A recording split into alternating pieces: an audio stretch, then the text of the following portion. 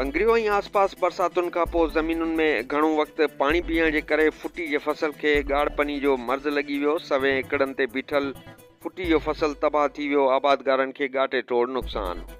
बरसातुनि खां पोइ पंगरियो ऐं आसपास जे इलाइक़नि मां वरितल जाइज़े मुताबिक़ पंगरियो ऐं आसपास जे इलाइक़नि में सवें एकड़ ते पोखियल फुटी जे फसल ते ताज़नि ज़ोरदार बरसातुनि बैदि 1 महीने ताईं बरसातुनि जो पाणी बीहण जे करे ॻाढ़ पनी जो ख़तरनाक मर्ज़ लॻी वियो आहे।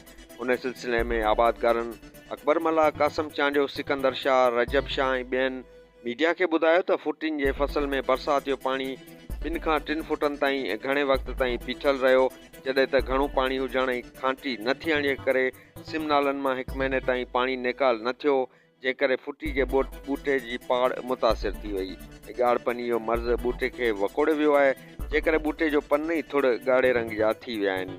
नवां सावा गोंच निकिरण सां गॾु गुलबाटी जो लॻणु बंदि थी वियो ऐं ॿूटो मुकमल नाकारा बणिजी वियो, जंहिं करे पैदावार में घटिताई थियण सां खेनि लखे रुपयनि जो नुक़सानु थियो आहे।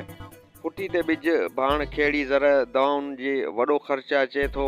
आबादगारनि मुतालबो कयो त सिंध सरकार सर्वे कराए खेनि रिलीफ ॾे त जीअं चेटीह फसल जी पोखाई करे सघूं। रिपोर्ट मोहम्मद हारून खट्टी, लाड़वाइस न्यूज़, पंगरियो।